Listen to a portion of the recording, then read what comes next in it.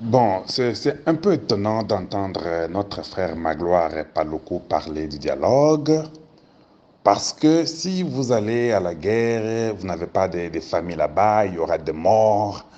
S'ils prennent Goma, ils vont commencer à ravitailler et ils vont nous mettre dans une situation difficile. Le dialogue n'échoue jamais, nous devons aller au dialogue. Mais, mon frère Magloire, mais vous dites des choses, c'est comme si vous n'avez pas étudié, mon frère. On a eu le dialogue de Tandé Kabila. Peux-tu nous expliquer d'où sont venus les 15 millions de morts à l'est du Congo? N'est-ce pas à cause de ce dialogue-là? Vous avez eu le dialogue. Le dialogue, on vous a infiltré jusque dans vos os. Le dialogue a fait que vous ayez une guerre sans fin où les gens meurent pendant plus de 30 ans. Vous avez eu toujours le dialogue, non? Avec Kabila, vous avez eu le dialogue. Pourquoi vous avez repris la guerre? Donc, pour vous, les dialogues nous donnent la paix. Mais pour moi, je vous dis que les dialogues nous a donné la mort. Les 15 millions de Congolais qui sont morts, c'est à cause du dialogue. Il faut dire la vérité aux gens.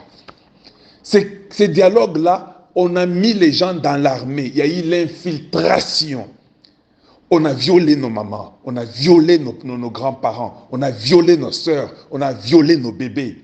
Après les dialogues, non? On a tué les Mwami partout à l'est là-bas. Dans toutes ces tribus-là de l'est du Congo, on a tué des chefs coutumiers par des Rwandais Tutsis. Mais c'est avec le dialogue.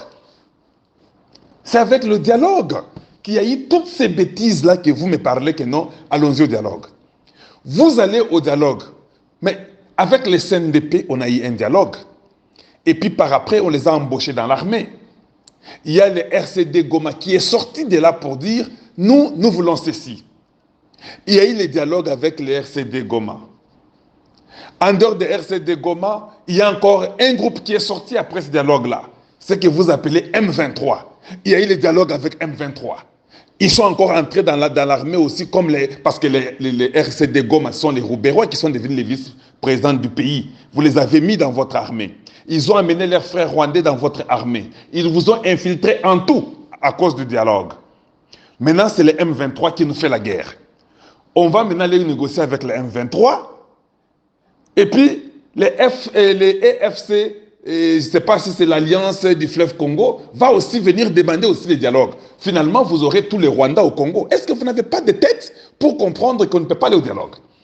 Nous allons au dialogue, il y a 15 millions de morts. Allons-y à la guerre et comparons combien de morts nous aurons. Je doute fort que si nous allons à la guerre, nous aurons 15 millions de morts que nous avons eu pendant 30 ans. Non. Changeons de stratégie.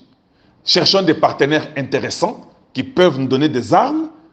Quand nous échouons la guerre là, c'est parce qu'il y a eu le dialogue. Leurs frères sont là en train de nous trahir quand nous avançons dans la guerre. Et puis, ils les relâchent, ils disent le secret et puis nous tombons.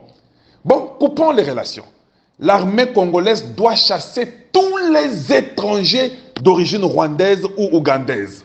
Tout celui qui n'est pas congolais dans cette histoire-là doit quitter dans l'armée congolaise. Et nous refusons le dialogue. Je ne crois pas qu'on va échouer cette guerre-là. Nous l'échouons parce que nous avons des généraux qui sont des Rwandais, qui sont encore là. Nous avons des colonels qui sont des Rwandais, qui sont encore là. Il faut les enlever, eux tous. Toute personne qui vient de l'Est du Congo, qui a un parenté au Rwanda ou en Ouganda, ne peut pas servir dans l'armée à l'Est du Congo. Ou il va à l'opposé de l'Est du Congo pour aller servir dans l'armée si ils ont un parent congolais ou quoi que ce soit. Mais il faut faire ça.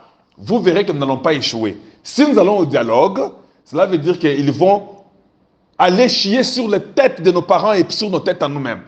Il faut comprendre que nous échouons, c'est à cause du dialogue qu'il y a eu. On a eu plus de 40-50 dialogues.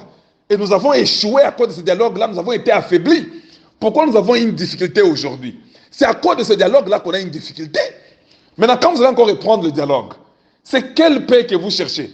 Une paix pour vous partager votre terre avec les étrangers. C'est comme si un homme fort vient chez vous, il vous tape, il vous dit, pour que je vous laisse en paix, laisse-moi coucher avec ta femme, laisse-moi coucher avec ta mère. Toi, tu dis, bon, vous savez, il est fort, hein? Je ne peux rien faire. Allez, couche avec ma femme, couche avec ma mère. Qu'on vive, c'est pas dans la paix. Non, il faut accepter de mourir, point trait. C'est ça être un homme. Vous pensez que le dialoguer, c'est être un homme. Quand vous dialoguez, vous êtes des lâches. Les États-Unis, on a tué 3 jeunes Américains en Iran. Ils ont bombardé, ils ont attaqué. Il n'y a même pas une semaine que cela est arrivé. Mais vous, on vous demande de dialoguer avec les étrangers et vous acceptez. Vous ne pensez pas que c'est une distraction? Donc, quand vous avez appris à l'école que dialogue veut dire chercher la paix, c'est comme ça que vous venez nous dire que non, il faut dialoguer pour qu'il y ait la paix. Or, toutefois que nous avons dialogué, il n'y a jamais eu la paix. C'est-à-dire que ce dialogue-là, c'est un poison qu'on vous donne. Alors, arrête de dire aux Congolais qu'il faut qu'on dialogue. On ne peut pas dialoguer avec celui qui a violé votre femme, qui a violé votre fille de 1 an ou de 2 mois ou votre bébé, qui a violé votre femme ou votre mère. On ne dialogue pas avec ça. Il faut être fou pour réfléchir comme ça. Même si tu es faible, tu deviendras fort. Va t'entraîner. C'est pourquoi le COFEI, les Congolais, les pasteurs qui est aux États-Unis a dit, même les enfants des enfants, nos enfants reprendront, nous ne perdrons jamais même 1 centimètre. Mieux vaut qu'on continue, qu'on nous prenne nos terres de force que de les donner dans les dialogues.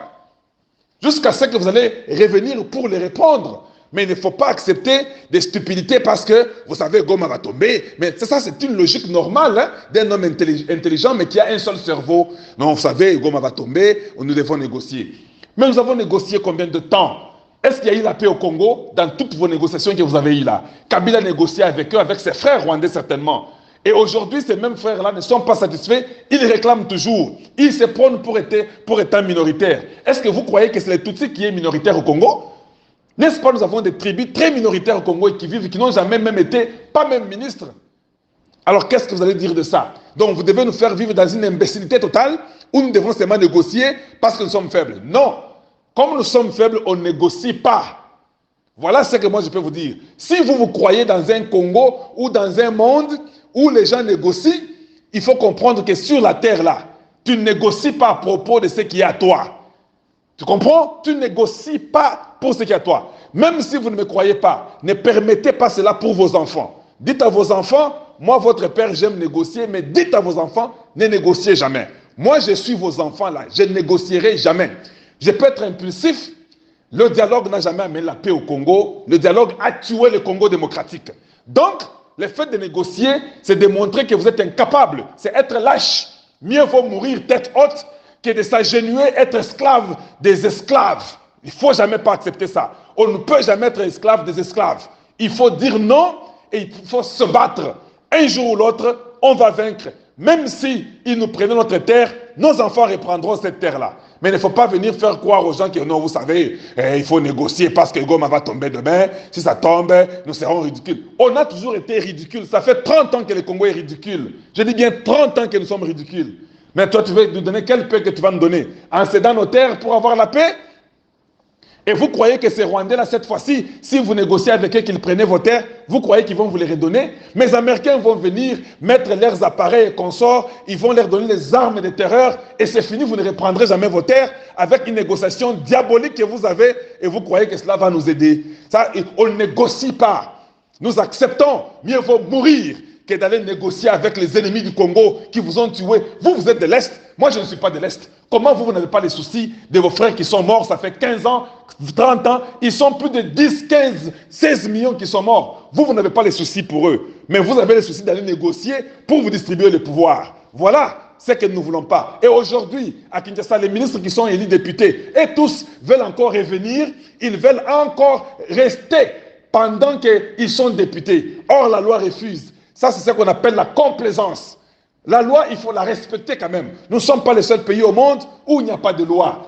Donc, tu es voté député, et puis au moment de travailler, tu veux aller à la Cour constitutionnelle pour demander que non, et que la Cour constitutionnelle puisse vous donner un droit de continuer à être ministre. Mais c'est quel pays qu'on vit comme ça? Un pays qui aime toujours réfléchir dans les stupidités, où on ne comprend pas qu'à un moment donné, on ne réfléchit plus, on agit.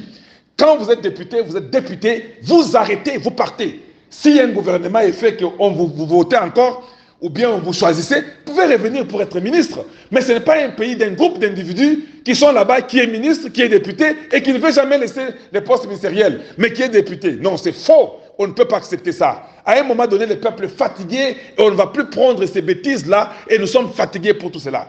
Une négociation avec le Rwanda, c'est vendre le Congo. Voilà ce que je peux te dire à la fin de ce que je dis comme explication. Négocier avec le Rwanda veut dire vendre le Congo au Rwanda. Il n'y a pas une négociation avec ce peuple-là, un peuple mauvais qui veut seulement prendre ce qui est du Congo et nous déstabiliser. Nous sommes ce que nous sommes là. On ne réussit pas la guerre aujourd'hui. C'est parce que nous avions négocié et nous avions fait des dialogues il y a plus de 15-20 ans. Tout le monde a négocié avec ces gens-là. Ça n'a toujours pas marché. Vous croyez que quand vous allez négocier aujourd'hui, on va vous faire une paix bizarre, stupide, de 5-6 jours, et puis on va commencer à nous ramener encore en arrière. Nous sommes proches de la fin. Je peux vous garantir qu'on va gagner. Qu'on perde même Goma, qu'on perde même le Sud Kivu. Nous allons toujours gagner. Tout ce qu'ils prendront, nous allons reprendre cela. Même les enfants de nos enfants reprendront cela. C'est comme ça qu'un peuple intelligent réfléchit. Mais vos parents vous laissent vos terres, vous restez négocier avec les ennemis pour donner vos terres et dire que nous voulons la paix. Vous êtes des lâches. Il ne faut jamais accepter ça. Voilà ce que j'allais vous dire. Vous négociez avec un groupe, le CNDP, il devient le RDC Goma. Vous négociez avec le RCD Goma, vous avez commencé avec les Mwanga Tchouchou, ils sont devenus des députés, ils ont pris des terres dans les Lubaya. Roubaya, ils sont devenus députés, CNDP échangé. Négociation, ils deviennent les RCD Goma. Vous leur donnez la vice-présidence avec les Roubérois, vous faites tout, et puis eux, ils restent, ils continuent. Allez, ils deviennent les M23. Vous négociez avec les M23, vous prenez des militaires rwandais, vous les mettez dans votre armée, vous ne continuez à négocier. Ça, c'est la 3e fois. Et puis les M23 deviennent les AFC. Finalement, les FC, vous négocierez avec eux. Demain, ils deviendront encore les RRCR. Ça sont des bêtises qu'un peuple intelligent ne comprend pas. Venir nous dire un bon français, vous savez, il faut négocier, il faut le dialogue pour qu'il y ait la paix, sinon Goma tombera. Même si Goma tombe, ce n'est pas la fin du monde. Il y a des terres qui sont tombées et qui ont été reprises. Allez-y lire l'histoire. Les Français, ils avaient presque perdu leurs terres. Il y a beaucoup de gens qui ont perdu presque leurs terres, mais ils ont repris avec le temps. Alors il ne faut pas nous dire des histoires pour dire on doit négocier, aller vendre nos âmes aux démons parce que nous devons négocier avec un peuple qui a toujours tué mon peuple, plus de 12 millions de morts, ça ne vous dit rien, au lieu de réfléchir pour enlever tous ceux qui sont étrangers dans votre armée et recommencer à consolider et à travailler. Peut-être ça peut vous prendre 10 ans, 15 ans, mais vous aurez une armée finalement, vous viendrez vous défendre. Non pour vous, comme vous voulez manger les beefsteaks, vous voulez vivre dans la bonté, vous voulez la paix, alors allez, vendez votre terre pour que vous ayez la paix au nom du dialogue. Arrêtez cela, nous sommes fatigués, on n'acceptera pas. La jeunesse congolaise dit non. La jeunesse congolaise dit non et ça ne passera plus. Voilà ce que nous voulons. Qu'on ait la guerre, qu'on nous tue nous tous, qu'on vienne prendre toutes nos terres. Mais pas nous accepter de donner nos terres, on ne peut pas faire ça. Voilà ce que j'allais vous dire. Merci, au revoir.